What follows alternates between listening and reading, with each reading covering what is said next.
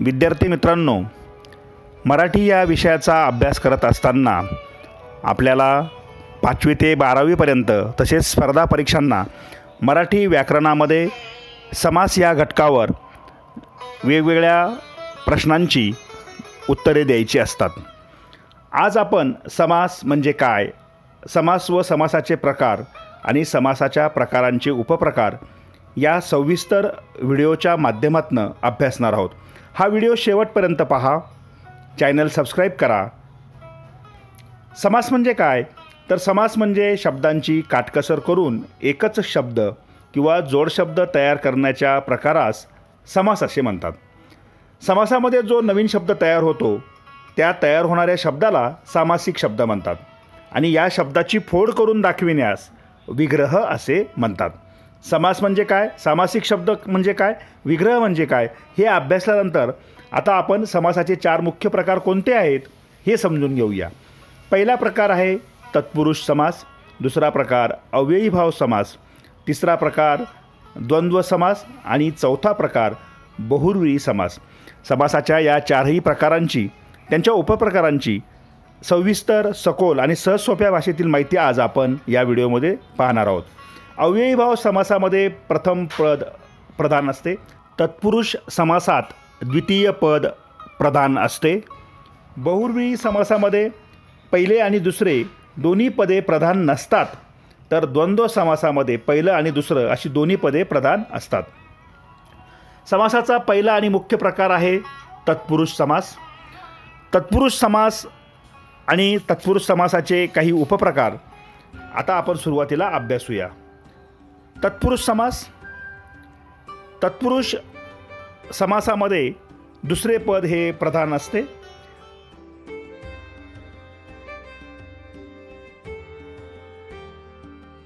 तत्पुरुष समास, ज्या समासात दुसरे पद महत्त्वाचे असून समासाचा विग्रह करताना गाळलेला शब्द विभक्ती प्रत्यय लिहावा लागतो त्यास तत्पुरुष समास असे म्हणतात। थोडक्यात ज्या समासात दुसरा शब्द प्रधान महत्त्वाचा असतो त्यास तत्पुरुष समास असे म्हणतात। तत्पुरुष समास आणि त्याच्या प्रकारांची अत्यंत सविस्तर आणि सोप्या शब्दात आपण माहिती आज अभ्यासणार आहोत। तत्पुरुष समासाचा पहिला प्रकार हा विभक्ती तत्पुरुष समास असून ज्यामध्ये कोणत्या तरी विभक्तीचा किंवा विभक्तीचा अर्थ व्यक्त करणाऱ्या शब्दयोगी अव्ययाचा लोप करून दोन्ही पदे जोडली जातात।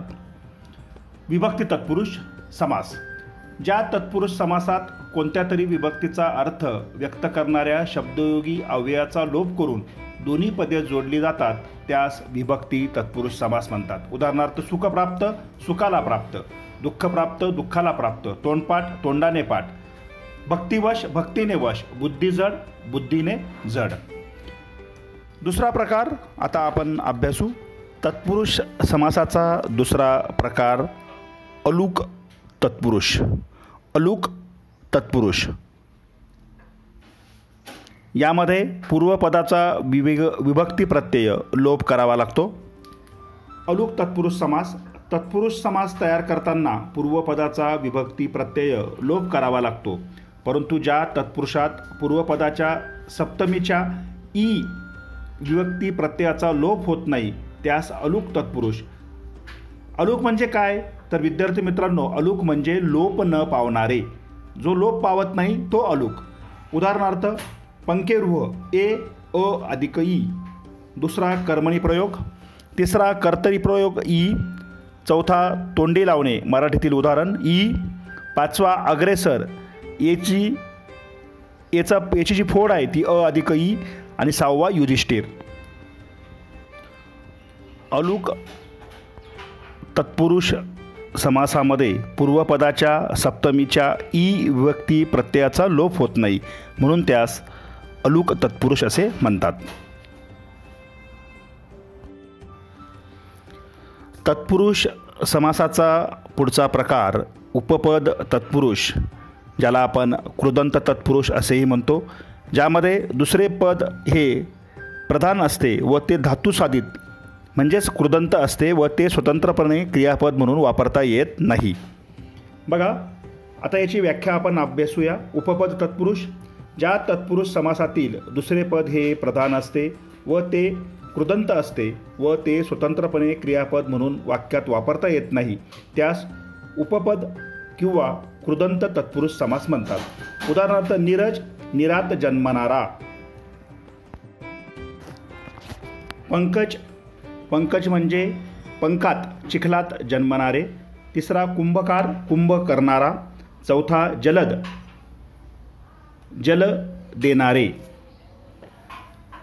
तत्पुरुष समासाचा पुढचा प्रकार हा नत्र तत्पुरुष समास असून नत्र तत्पुरुष समासामध्ये अन न ना बे नी गैर यांसारख्या अभाव किंवा निषेधदर्शक शब्दांच्या उपसर्गाने सामासिक शब्द सुरू होतो. नत्र तत्पुरुष समास. ज्या समासात तत्पुरुष समासातील पहिले पद हे अन न ना बे नी गैर यांसारख्या अभाव किंवा निषेधदर्शक उपसर्गाने सुरू होते त्यास नत्र तत्पुरुष समास म्हणतात. उदाहरणं आपण या उपप्रकाराची अभ्यासू. पहिलं उदाहरण नापसंत पसंत नसलेला. अशक्य शक्य नसलेला. बेकायदा कायदेशीर नसलेले. अन्याय न्याय नसलेला. अहिंसा हिंसा नसलेला. उदाहरणांवरून आपल्या लक्षात येतं की याच्यामध्ये नाही नसलेला नको अशा शब्दांचे भाव व्यक्त होतात आणि म्हणून याला नत्र तत्पुरुष समास म्हणून ओळखले जाते. तत्पुरुष समासातील पुढचा प्रकार हा मध्यम पदलोपी समास असून ज्या कर्मधारय समासात पहिल्या पदाचा दुसऱ्या पदाशी संबंध दाखविणारा शब्द लुप्त असतो म्हणजे लोप पावतो त्यास मध्यम पदलोपी समास असे म्हणतात. या समासाची उदाहरणे साखर भात साखर घालून केलेला भात. पुरणपोळी पुरण घालून केलेली पोळी. घोडेस्वार घोडा असलेला स्वार. गुरुबंधू गुरुचा शिष्य या नात्याने बंधू. गुळांबा गूळ घालून केलेला आंबा. मध्यम पदलोपी समासामध्ये हा कर्मधारय प्रकाराचा एक समास असल्यामुळे पहिल्या पदाचा दुसऱ्या पदाशी संबंध दाखविणारा शब्द हा लुप्त असतो व विग्रहाच्या वेळी त्याची स्पष्टता करावी लागते त्यास मध्यम पदलोपी समास म्हणून आपण ओळखतो. विशेषतः खाद्यपदार्थ आणि नातेसंबंधांशी संबंधित अनेक उदाहरणे मध्यम पदलोपी समासात आपल्याला अभ्यासता येतात. विद्यार्थी मित्रांनो, तत्पुरुष समासातील कर्मधारय समास आणि द्विगु समास या दोनही महत्त्वपूर्ण प्रकारांचे स्वतंत्र व्हिडिओ आपल्या चॅनलवर आपण यापूर्वी अभ्यासलेले आहेत. परंतु तत्पुरुष समासाचे प्रकार अभ्यासताना आज आपण कर्मधारय समास याची थोडक्यात माहिती घेणार आहोत. कर्मधारय समास. ज्या तत्पुरुष समासातील पहिले पद विशेषण तर दुसरे पद नाम असते तसेच या दोन्ही पदांचा संबंध विशेषण व विशेष्य स्वरूपाचा असतो त्यास कर्मधारय समास म्हणतात. उदाहरणार्थ नीलकमल निळे असे कमल. महादेव महान असा देव. घनश्याम घनासारखा श्याम. रक्तचंदन रक्तासारखे चंदन. तत्पुरुष समासाचा पुढचा प्रकार द्विगु समास ज्याचा आपण स्वतंत्रपणे यापूर्वी अभ्यास केलेला आहे. द्विगु समासाची आता आपण सहजसोप्या भाषेत माहिती घेऊया. द्विगु समास. ज्या कर्मधारय समासातील पहिले पद हे संख्याविशेषण असते व या सामासिक शब्दातून एक समूह सुचविला जातो त्यास द्विगु समास म्हणतात. उदाहरणार्थ बारभाई 12 भावांचा समुदाय. चौघडी 4 घड्यांचा समुदाय. तिसरं उदाहरण त्रैलोक्य 3 लोकांचा समुदाय. तत्पुरुष समासातील कर्मधारय समास आणि त्याचे उपप्रकार, द्विगु समास आणि त्याचे उपप्रकार आपण स्वतंत्रपणे अभ्यासलेले आहेत. विद्यार्थ्यांनी हा व्हिडिओ काळजीपूर्वक पाहून अनेक उदाहरणांचा सराव केल्यास तुम्हाला या प्रश्नांची उत्तरं लिहिणं सहज सोपं होईल. विद्यार्थ्यांनो, तुम्हाला ह्या तत्पुरुष समासाचा अधिक सराव व्हावा म्हणून एक अभ्यासासाठी प्रश्न दिलेला आहे. तो तुम्ही तुमच्या वहीमध्ये सोडवायचा आहे. प्रश्न: खालील शब्दांचा विग्रह करून समासाचे नाव लिहा. शब्द: कलानिपुण, ब्राह्मण भोजन, कष्टमुक्त, विस्मयचकित, महायुद्ध, त्रिदल, खडीसाखर, नाथजवाई, पायदळ, निर्दोष, सुखद, रोगमुक्त, जन्मखोड या शब्दांचा विग्रह करून तुम्ही त्याचा समास ओळखून आपल्या वहीमध्ये लिहायचा आहे. समासाचा पुढचा जो प्रकार आहे तो आहे अव्ययीभाव समास. अव्ययीभाव समासाचं मुख्य वैशिष्ट्य ज्यामध्ये पहिले पद हे प्रधान असते, म्हणजे पहिले पद हे मुख्य असते. चला अभ्यासूया अव्ययीभाव समास. अव्ययीभाव समासामध्ये प्रथम पद म्हणजे पहिले पद हे प्रधान म्हणजे मुख्य असते. काही उदाहरणं आपण सुरुवातीला अभ्यासू. अजन्म, जन्मापासून, पासून, जागोजागी, प्रत्येक जागी, प्रत्येक, घडोघडी, प्रत्येक घडीला, प्रत्येक, प्रतिवर्ष, दर वर्षाला, वर्षाला. या उदाहरणांचं निरीक्षण केल्यानंतर आपल्याला लक्षात येतं की या सामासिक शब्दातील पहिले पद हे प्रधान असून ते उपसर्गरूपी अव्यय असते. अव्ययीभाव समास यात पहिले पद प्रधान म्हणजे महत्त्वाचे असते किंवा अव्यय असते आणि संपूर्ण सामासिक शब्द हा बहुधा क्रियाविशेषण असतो. उदाहरणार्थ दररोज, घरोघरी, वारंवार, व्यर्थ, यथावकाश, आमरण.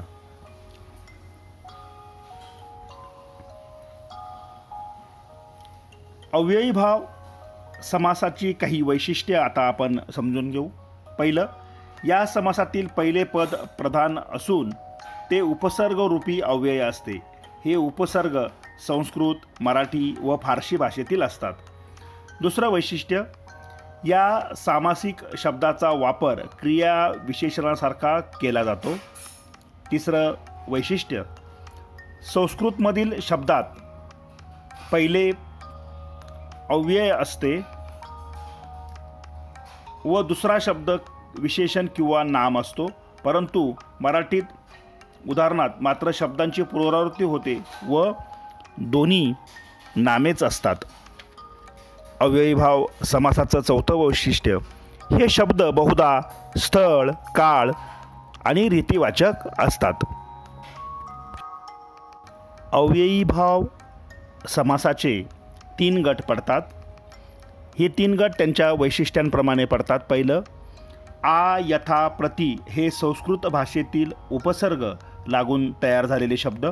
दुसरं वैशिष्ट्य, बे, दर, बेला, गैर, बिन, हर, बर यांसारखे पारसी भाषेतील उपसर्ग लागून तयार झालेले शब्द.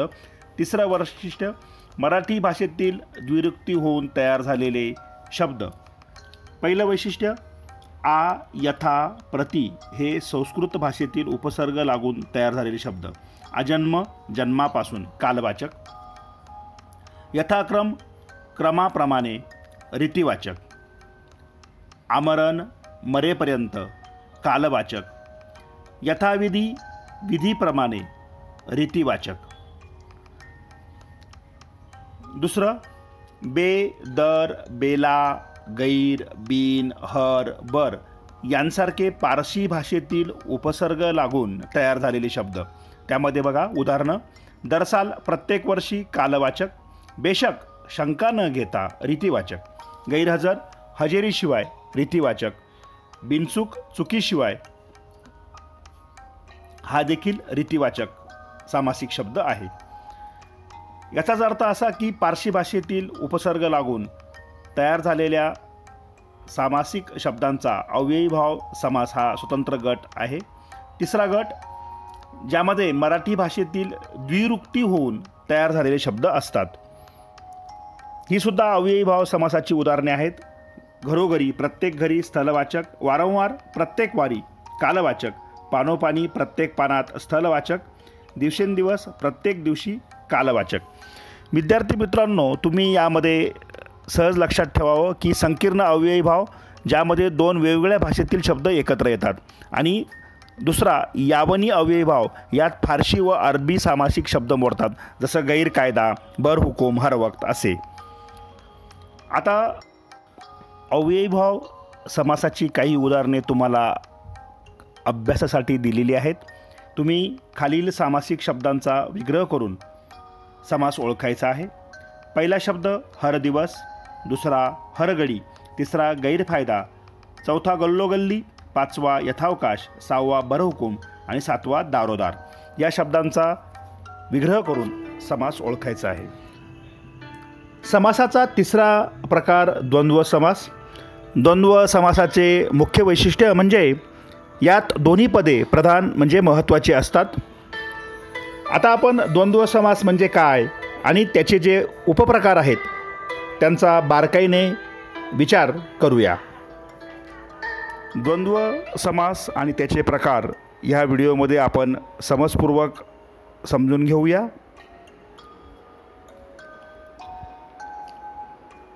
सुरुवातीला खालील वाक्य आपण काळजीपूर्वक वाचू व त्यातील सामासिक शब्द सुरुवातीला ओळखू. पहिलं वाक्य, ती दोघे बहीणभाऊ आहेत. सामासिक शब्द बहीणभाऊ. खरे खोटे समजल्याशिवाय अभिप्राय देऊ नये. सामासिक शब्द खरे खोटे. तिसरं वाक्य, कष्टाची मीठ भाकर आयत्या पक्वान्नांपेक्षा गोड असते. सामासिक शब्द मीठ भाकर. ज्या समासातील दोन्ही पदे अर्थदृष्ट्या प्रधान असतात त्या समासाला द्वंद्व समास असे म्हणतात. उदाहरणार्थ, नाकडोळे, सुंठसाखर, बरे वाईट, अन्नपाणी. द्वंद्व या समासाचे एकूण 3 प्रकार आहेत. पहिला प्रकार इतरेतर द्वंद्व समास, दुसरा प्रकार वैकल्पिक द्वंद्व समास आणि तिसरा प्रकार समाहार द्वंद्व समास. या तिन्ही प्रकारांची माहिती आपण स्वतंत्ररित्या समजून घेऊया. पहिला प्रकार इतरेतर द्वंद्व समास. ज्या समासाचा विग्रह करताना आणि व या समुच्चयबोधक उभयान्वयी अव्ययांचा उपयोग करावा लागतो त्या समासाला इतरेतर द्वंद्व समास असे म्हणतात. उदाहरणार्थ, आई वडील, आई आणि वडील. नागडोळे, नाक व डोळे. कृष्णार्जुन, कृष्ण आणि अर्जुन. इतरेतर द्वंद्व समासाची वैशिष्ट्य. पहिलं वैशिष्ट्य, अर्थासाठी दोन्ही पदांची अपेक्षा असते. दुसरं वैशिष्ट्य, या समासाचा विग्रह करताना आणि व ही समुच्चयबोधक अव्यय वापरावी लागतात. उदाहरणार्थ, सुंठसाखर, स्त्री पुरुष. या समासातील दुसरा प्रकार वैकल्पिक द्वंद्व समास.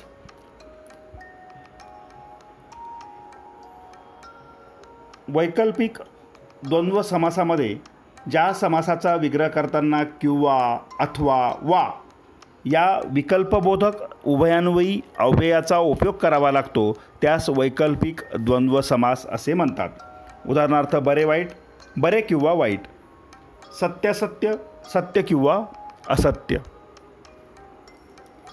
ही दोन्ही उदाहरणे अभ्यासल्यानंतर आपल्याला लक्षात येतं की या ठिकाणी किंवा, अथवा, वा अशा विकल्पबोधक उभयान्वयी अव्ययांचा उपयोग केलेला असतो. वैकल्पिक समासाची वैशिष्ट्य.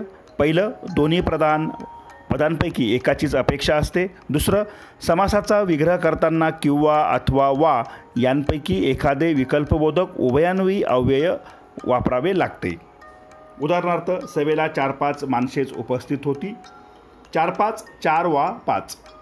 पुढचा आणि शेवटचा तिसरा प्रकार द्वंद्व समासाचा समाहार द्वंद्व समास. समाहार द्वंद्व समास. सुरुवातीला या समासाची उदाहरणे अभ्यासूया. सहलीला जाताना पुरेसे अंथरूण पांघरूण सोबत घ्यावे. सामासिक शब्द अंथरूण पांघरूण.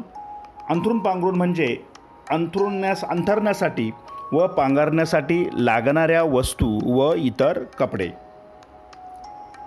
सामासिक शब्द अंथरूण पांघरूण. या समासाची व्याख्या किंवा या समासाचा अर्थ कसा असेल बघा. ज्या समासातील पदांचा विग्रह करताना त्यातील पदांच्या अर्थाशिवाय त्याच जातीच्या इतर पदार्थांचाही त्यात समावेश केलेला असतो त्यास समाहार द्वंद्व समास असे म्हणतात. उदाहरणार्थ, भाजीपाला, कपडा लत्ता. समाहार द्वंद्व समासाची वैशिष्ट्य. पहिलं वैशिष्ट्य, समासातील पदांचा विग्रह करताना त्यातील पदांच्या अर्थाशिवाय त्याच जातीच्या इतर पदार्थांचाही समावेश केलेला असतो. अंथरूण पांघरूण. अंथरूण आणि इतर जातीचा पदार्थ पांघरून. दुसरं, समासात आलेल्या आणि त्या जातीच्या इतर वस्तूंच्या समुदायाला महत्त्व असते म्हणून हा समास एकवचनी असतो. भाजीपाला, भाजी व पाला. समासाचे तीनही उपप्रकार अभ्यासानंतर विद्यार्थ्यांनी सरावासाठी पुढील तक्ता पूर्ण करायचा आहे, ज्यामध्ये तुम्हाला काही सामासिक शब्द दिलेले आहेत. त्या सामासिक शब्दांचा विग्रह करायचा आहे आणि त्या ठिकाणी समासाचं नाव तुम्हाला लिहायचं आहे. शब्द आहेत पालापाचोळा, केरकचरा, 3-4, खरे खोटे, कुलूप किल्ली, स्त्री पुरुष. समासाचा शेवटचा प्रकार बहुव्रीही समास. या समासाचे उपप्रकार आणि अर्थ आपण समजून घेऊया. शब्द आज आपण बहुव्रीही समास अभ्यासणार आहोत. बहुव्रीही समासात दोन्ही पदे गौण असून ही दोन्ही पदे मिळून निराळ्याच गोष्टींचा बोध होतो आणि संपूर्ण सामासिक शब्द हा त्या निराळ्या गोष्टींचे विशेषण असतो. उदाहरणार्थ दशमुख, दश आहे मुख ज्याला तो रावण.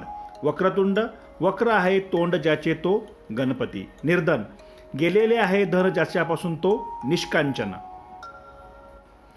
बहुव्रीही समासाची काही महत्त्वाची वैशिष्ट्ये आपण समजून घेऊ. पहिलं वैशिष्ट्य, या सामासिक शब्दात दोन्ही पदे महत्त्वाची नसतात. दुसरं वैशिष्ट्य, दोन पदाशिवाय तिसऱ्याच पदाचा बोध होतो. तिसरं वैशिष्ट्य, हा सामासिक शब्द त्या तिसऱ्या पदाचे विशेषण नसतो. आणि चौथं वैशिष्ट्य, बहुव्रीही याचा अर्थ शेतकरी म्हणजेच धनधान्य असणारा असा होतो.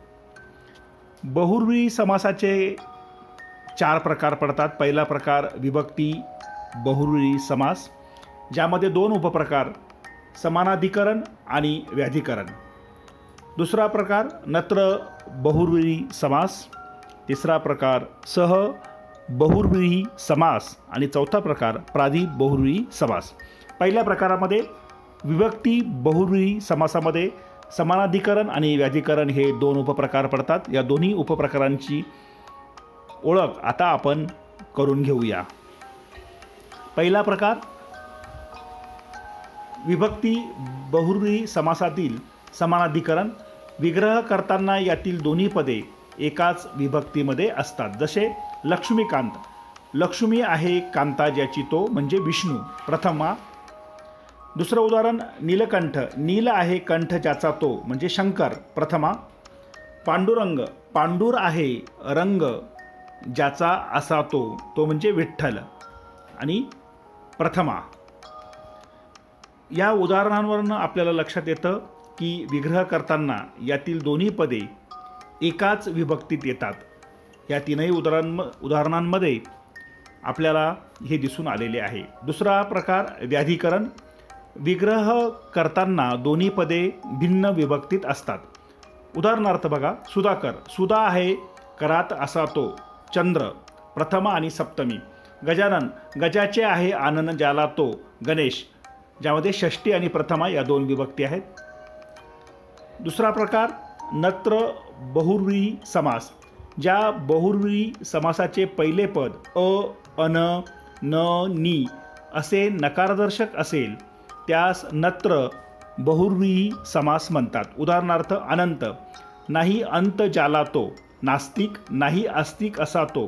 तिसरा अनाथ, ज्याला नात नाही असा तो. आणि चौथा अकर्मक, नाही कर्म ज्याला असे ते. पुढचा प्रकार आहे सह बहुव्रीही समास. ज्या बहुव्रीही समासाचे पहिले पद सह किंवा स अशी अव्यय असून हा सामासिक शब्द एखाद्या विशेषणाचे कार्य करतो त्यास सह बहुव्रीही समास असे म्हणतात. हा समास आपण उपसर्गावरून लक्षात ठेवू शकतो. उदाहरणार्थ बघा, सादर, आदराने सहित असा तो. सफल, फलाने सही असे ते. सहपरिवार, परिवारासहित असा तो. सह बहुव्रीही समासामध्ये आपल्याला सहित म्हणजे सह किंवा स या अव्ययांना लक्षात ठेवणं आवश्यक आहे. बहुव्रीही समासाचा पुढचा जो प्रकार आहे तो आहे शेवटचा प्रकार प्रादी बहुव्रीही समास. ज्या बहुव्रीही समासाचे पहिले पद प्र, परा, अप, दूर, वि अशा उपसर्गांनी युक्त असते त्यास प्रादी बहुव्रीही समास असे म्हणतात. हा समास देखील उपसर्गावरून लक्षात ठेवता येतो. उदाहरणार्थ बघा, पहिलं सुमंगल, पवित्र आहे असे ते, दुर्गुणी, गुणांपासून दूर असलेला. तिसरं उदाहरण, प्रबळ, अधिक बलवान असा तो. या उदाहरणावरून आपल्या लक्षात येतं की पहिले पद प्र, परा, अप, दूर, वि अशा उपसर्गांनी युक्त. विद्यार्थी मित्रांनो, तत्पुरुष समासातील एक मुख्य उपप्रकार कर्मधारय समासाची सविस्तर माहिती आता आपण अभ्यासूया. यापूर्वी कर्मधारय समास आपण थोडक्यात समजून घेतला होता, परंतु आजच्या या पुढच्या भागामध्ये आपण हा समास सविस्तरपणे समजून घेऊया. समासाचा प्रकार कर्मधारय समास. सुरुवातीला मी तुम्हाला 2 उदाहरणं दाखवतो. पहिलं उदाहरण, तलावातील नीलकमल किती शोभून दिसत आहे. नीलकमल, नील असे कमल. दुसरं एक उदाहरण आपण घेऊ महाराष्ट्र या शब्दाचं. महाराष्ट्र, महाराष्ट्र म्हणजे महान असे राष्ट्र. विद्यार्थ्यांनी या दोन्ही उदाहरणांचं वाचन करा, निरीक्षण करा. या दोनही उदाहरणांचे निरीक्षण केले असता असे लक्षात येते की दोन्ही पदे एकाच विभक्तीत, बघा दोन्ही पदे एकाच विभक्तीत म्हणजे प्रथमा विभक्तीत आहेत. पुन्हा एकदा मी ह्या महत्त्वाच्या गोष्टीला अधोरेखित करतो की दोन्ही पदे प्रथमा विभक्तीत आहेत. कर्मधारय समास, ज्या समासातील दोन्ही पदे एकाच विभक्तीत म्हणजे प्रथमा विभक्तीत असतात त्याला कर्मधारय समास असे म्हणतात. उदाहरणार्थ, रक्तचंदन, घनश्याम, काव्यामृत, पुरुषोत्तम हे सामासिक शब्द कर्मधारय समासाची काही उदाहरणे आहेत. आता कर्मधारय समासाची काही वैशिष्ट्य विद्यार्थी मित्रांनो आता आपण समजून घेऊया. पहिलं वैशिष्ट्य, दोन्ही पदे एकाच विभक्तीत असतात. दुसरं वैशिष्ट्य, कधी पूर्वपद विशेषण असते जसे नीलकमल. तिसरं, कधी उत्तरपद, उत्तरपद म्हणजे दुसरे पद विशेषण असते, उदाहरणार्थ घननीळ. चौथं, कधी दोन्ही पदे म्हणजे पहिलं पद आणि दुसरं पद, कधी दोन्ही पदे विशेषणे असतात, उदाहरणार्थ श्याम सुंदर. पुढचं, कधी पहिले पद उपमान तर कधी दुसरे पद उपमान असते, उदाहरणार्थ कमलनयन, नरसिंह. कधी दोन्ही पदे एकरूप असतात म्हणजे त्या सामासिक शब्दातले दोन्ही पदे एकरूप असतात, जसं उदाहरण द्यायचं झालं तर विद्याधन.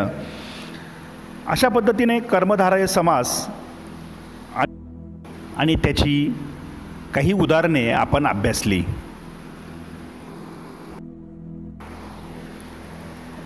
सरावासाठी विद्यार्थ्यांना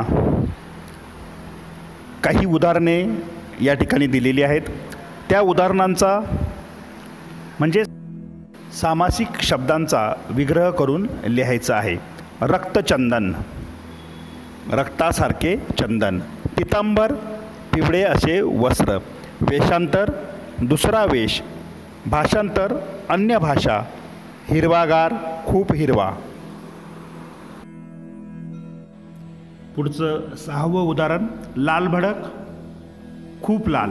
7वं उदाहरण, महादेव, महान असा देव. विद्यार्थ्यांनी कर्मधारय समास समजून घेण्यासाठी अधिकाधिक उदाहरणांचा सराव नक्की करावा. जास्तीत जास्त प्रश्न सोडवावेत म्हणजे तुम्हाला हा प्रश्न सहज आत्मसात होईल, आकलन होईल. तत्पुरुष समासातील एक महत्त्वाचा उपप्रकार द्विगु समासाची देखील आपण सविस्तर माहिती अभ्यासूया. द्विगु समास. नेत्रांच्या पंचारतींनी सैनिकांना ओवाळावे. पंचारतींनी, पंचारती म्हणजेच 5 आरत्यांचा समूह. संख्या दर्शवणारा हा शब्द. 5 आरती हे नाम आहे. संख्या आणि नाम एकत्र आलेलं आहे. नवरात्रात ठिकठिकाणी गरबा नृत्य चालते. नवरात्र 9 रात्रींचा समूह. नऊ रात्र रात्री, नऊ संख्या रात्र नाम. सामासिक शब्दातून एक समूह सुचविला जातो. समूह कोणता असतो तो? तर संख्या आणि नाम. संख्या आणि नाम एकत्र येऊन हा समूह तयार होतो. द्विगु समास, ज्या समासातील पहिले पद हे संख्याविशेषण असते व त्या सामासिक शब्दावरून एका समूहाचा अर्थ दर्शवला जातो तेव्हा त्यास द्विगु समास असे म्हणतात. आता उदाहरण बघा ना, बारभाई. बार म्हणजे 12 आणि भाई म्हणजे भाऊ. 12 भाऊ. भाऊ किती आहेत? तर 12. संख्या आणि नाम, किती नामाच्या बद्दल विशेष माहिती म्हणजे संख्या विशेषण दर्शवणारा हा शब्द. द्विगु समासाची काही वैशिष्ट्य. पहिलं वैशिष्ट्य, द्विगु समासात पूर्वपद संख्यावाचक असते. दुसरं वैशिष्ट्य, हा समास नेहमी एकवचनात असतो. द्विगु समास हा नेहमी एकवचनात असतो. तिसरं, सामासिक शब्दावरून एका समुच्चयाचा, एका गटाचा, समूहाचा बोध होतो. आता द्विगु समासाची काही महत्त्वाची उदाहरणं तुमच्या अभ्यासासाठी मी देतो. या सामासिक शब्दांवर नेहमी प्रश्न विचारला जातो. पहिला, पंचपाळे, 5 पाळ्यांचा समुदाय. दुसरा, 12 भाई, 12 भावांचा समुदाय. तिसरा, त्रैलोक्य, 3 लोकांचा समुदाय. चौथा, पंचवटी, 5 वडांचा समूह. पाचवा सामासिक शब्द, सप्तग्रही, 7 ग्रहांचा समुदाय. लक्षात घ्या, नामाच्या आधी संख्या विशेषण आलेले आहे आणि शब्द, सामासिक शब्द तयार झालेला आहे. विद्यार्थी मित्रांनो, तुम्हाला अभ्यासासाठी काही प्रश्न दिले आहेत. प्रश्न, खालील वाक्य वाचून त्यातील सामासिक शब्द ओळखा. 1, शाळेत आता हिंदी सप्ताह चालू आहे. उत्तर, सप्ताह. 2, असा माणूस त्रिभुवन शोधले तरी सापडायचा नाही.